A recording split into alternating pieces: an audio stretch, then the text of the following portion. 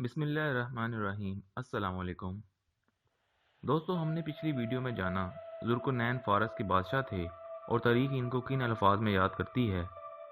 और हमने ये भी जाना कि यहूदी ज़ुल्क़ुरनैन को बाबुल की फ़तह और वहाँ की यहूदी आबादी को आज़ाद करने की वजह से जानते हैं और इनकी इज़्ज़त करते हैं, जिसका ज़िक्र तौरात में भी मौजूद है। वो एक रहम दिल और इंसाफ पसंद बादशाह था, जिसका सबूत तारीख़ के औराक़ में भी मौजूद है। दोस्तों, अपनी तीसरी मुहिम जोई के दौरान वो ऐसी कौम से मिलता है जो याजूज मजूज के हमलों से खौफज़दा होती है। आखिर यजूज मजूज कौन है? क्या ये कोई जिन, दियो या जानवर या कोई ऐसी मखलूक हैं जिसे किसी ने देखा ना जाना, या ये हम जैसे इंसान ही हैं जैसा कि इस्लामी तालीमात में बताया गया है? असली सवाल ये नहीं कि ये क्या हैं, बल्कि ये है कि ये कौन हैं और कहाँ हैं। इस्लाम में याजूज मजूज का जिक्र कुरान और हदीस दोनों में किया गया है और इस फितने को कुर्बे क़यामत की 10 बड़ी निशानियों में से एक बताया गया है। सूरह कहफ आयत नंबर 93 में ज़ुल्क़ुरनैन के तीसरे सफ़र के बारे में अरशाद रब्बानी है, यहाँ तक कि वो 2 पहाड़ों के दरमियान पहुंचा। इसके पास ऐसी कौम को पाया जो बात समझने के करीब न थी। उन्होंने ज़ुल्क़ुरनैन से कहा, याजूज और माजूज इस मुल्क में बहुत भारी फसादी हैं, तो क्या हम आपके लिए कुछ खर्च का इंतज़ाम कर दें कि आप हमारे और इनके दरमियान एक दीवार बना दें। अक्सर लोगों का ख्याल है कि यजूज मजूज शायद ऐसी मखलूक है जो इंसानों से बिल्कुल मुख्तलिफ है। ये गुमान सिर्फ कुरान पर गौर व फिक्र और अहादीस का मुतालिया ना करने का नतीजा है कि कुर्बे क़यामत की 10 बड़ी निशानियों में से एक बड़ी निशानी से लोग बेखबर हैं। अहादीस में याजूज और माजूज के हवाले से बड़ी तफसील मौजूद है। ना सिर्फ इनके इंसान होने का जिक्र मौजूद है, बल्कि इनकी नस्ल के बारे में भी वजाहत पाई जाती है। बुखारी और मुस्लिम की हदीस, जिसके रावी अबू अल सईद खिजरी हैं, जिसका मफ़हूम है क़यामत के दिन अल्लाह ताला हज़रत आदम से कहेंगे कि अपनी औलाद में से जन्नती अलग कर दो और जहन्नमी अलग कर दो, तो हर 1000 में से एक जन्नती और 999 जहन्नमी होंगे और जहन्नमी याजूज मजूज में से होंगे। इस्लामी मुफक्किरीन के नज़दीक याजूज मजूज हज़रत नूह अलैहिस्सलाम की बेटे याफिस की नस्ल से हैं, क्योंकि तूफ़ान नूह में तमाम बनी आदम का खात्मा हो गया और आज की इंसानी नस्ल हज़रत नूह के 3 बेटों से आगे बढ़ी। बहरहाल दोस्तों, इन लोगों ने ज़ुल्क़ुरनैन से याजूज मजूज के हमलों के खिलाफ मदद मांगी और ज़ुल्क़ुरनैन को मालो दौलत देने की पेशकश की कि वो इनके दरमियान एक मजबूत दीवार बना दें। दोस्तों, ये दीवार कहाँ बनाई गई, इस हवाले से हमें कुरान करीम की तरफ रुजू करना होगा। इससे हम याजूज मजूज के असल महल वक़ूअ का पता लगा सकते हैं। सूरह कहफ आयत नंबर 85 में इरशाद है, वो एक राह के पीछे लगा। कुरान करीम की आयत नंबर 85 में हमें ज़ुल्क़ुरनैन के सफ़र का आगाज़ बताया जा रहा है, जो आखिरकार हमें इस जगह पर ले जाएगा जहाँ ज़ुल्क़ुरनैन ने याजूज मजूज का मुहासबा किया और एक मुकर्ररा वक्त तक इनकी राह बंद कर दी। कुरान मजीद में ज़ुल्क़ुरनैन के 3 सफ़र का अहवाल है और तीनों बार अगली आयत में सिमत और इलाका तब्दील होने की निशानदेही है।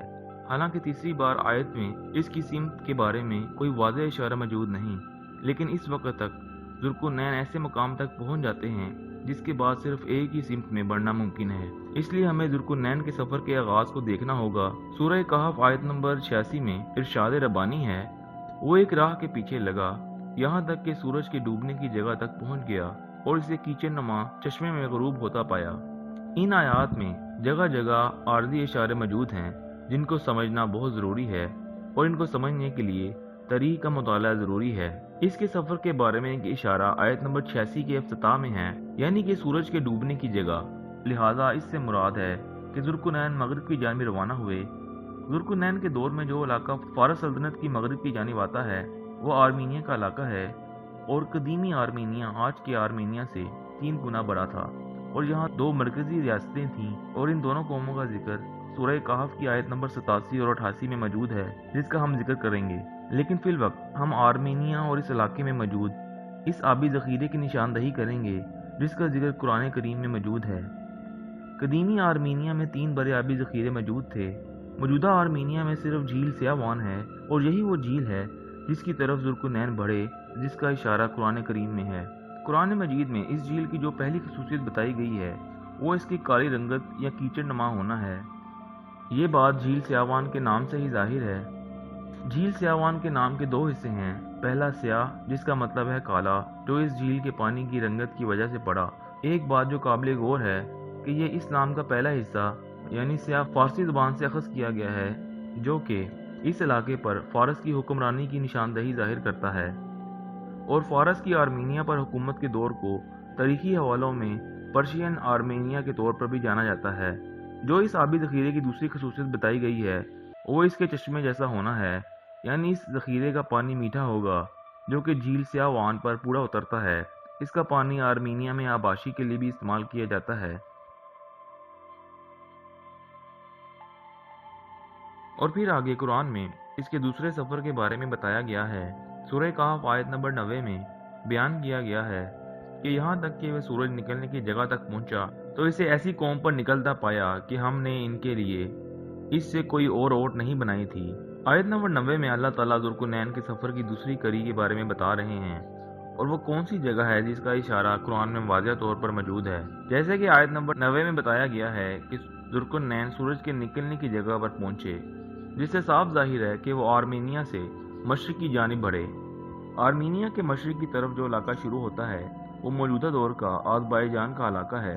आज़रबाईजान के इलाके को अगर जोग्राफी एतबार से देखा जाए तो ये साफ जाहिर होता है कि ये इसी इलाके के बारे में बात हो रही है, क्योंकि आज भी कम बारिशों और अपनी जोग्राफियाई लोकेशन की वजह से यहाँ बेशतर इलाके में नबातात ना होने के बराबर हैं, और यहाँ के अक्सर इलाके सहराई या नीम सहराई हैं। इन बातों को मद्देनज़र रखते हुए ये बात साफ जाहिर हो रही है कि कुरान में मौजूद इस इलाके की दोनों खसूसियात आज़रबाईजान के इलाके पर पूरी उतरती हैं, यानी एक ज़ुल्कुरनैन के पहली मंजिल आर्मीनिया के मशरिक में होना और दूसरा सूरज से बचाव का कोई कुदरती जरिया ना होना, जो कि गुंजान जंगलों की अदम मौजूदगी की तरफ इशारा है। जैसा कि हमने जाना कि ज़ुल्कुरनैन अपने सफ़र की दूसरी कड़ी में आज़रबाईजान के इलाके में पहुंच जाते हैं, तो अगर इस जगह पर गौर किया जाए तो ये वाज़ेह हो जाता है कि आज़रबाईजान के मशरिक की तरफ बहरे खिज़र है और मगरिब की तरफ आर्मीनिया का इलाका है जो ज़ुल्कुरनैन की सल्तनत का हिस्सा है, और जनूब की तरफ फारस का इलाका शुरू हो जाता है जो पहले से ही ज़ुल्कुरनैन की सल्तनत का हिस्सा है। तो आगे बढ़ने के लिए सिर्फ एक ही सिमत रह जाती है जो कि शुमाल है, और तारीखी हवालों के मुताबिक ज़ुल्कुरनैन की सल्तनत का आखिरी हिस्सा भी यही इलाका बनता है।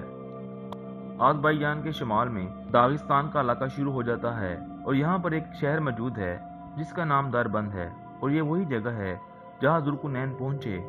ये नाम फारसी ज़ुबान से लिया गया है, और अगर इस नाम के लफ्ज़ी मानी पर गौर करें तो इसके दो हिस्से हैं, दर यानी कि दरवाज़ा और बंद यानी कि दरवाज़ा बंद होने की निशानदही है।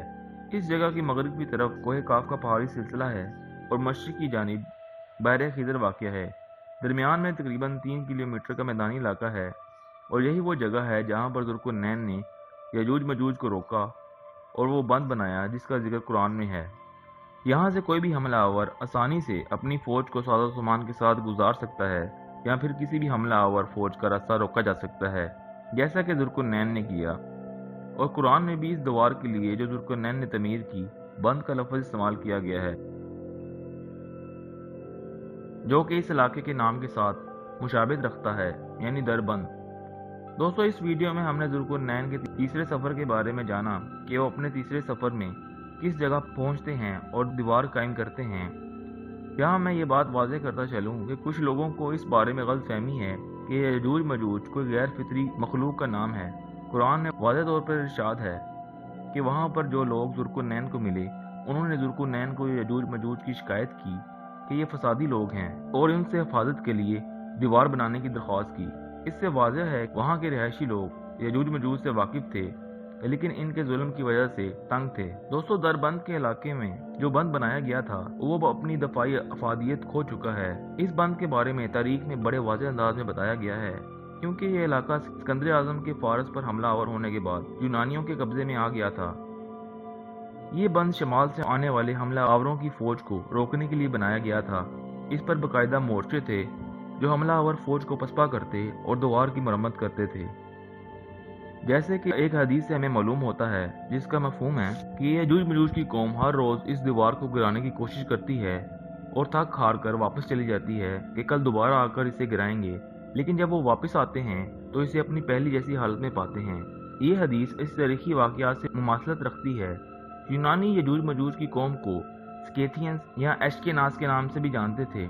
एशकेनाज मौजूद बादशाह का भांजा था और इसे स्केथियंस कौम के बाप के तौर पर भी जाना जाता है। तारीख में बताया गया है कि ये कौम कोह काफ और बहरे खिजर के शमाल में आबाद थे और जहाँ इन लोगों का कब्जा था, और हर राह गुजर और ताजिर से ये लोग टैक्स भी वसूल करते थे। जो इलाके इस कौम के कब्जे में बताए जाते हैं वो मगरबी रूस, यूक्रेन से लेकर मौजूदा दौर के जर्मनी तक हैं। यजूज मजूज की कौम का तरीक़ेकार था कि वो बगैर किसी वजह के गिरदोनवा की कौमों पर हमलावर हो जाते और वहाँ लूट मार और कत्लो गारत करते। जो भी काफिले इन इलाकों से गुजरते, मुआहदा होने की सूरत में इनसे भारी टैक्स वसूल करते और जो टैक्स ना देता इस पर हमलावर हो जाते। इसी जुल्म सितम की वजह से दरबंद के लोग भी यजूज मजूज से तंग थे और इसी वजह से उन्होंने जुल्कुरनैन से मदद मांगी।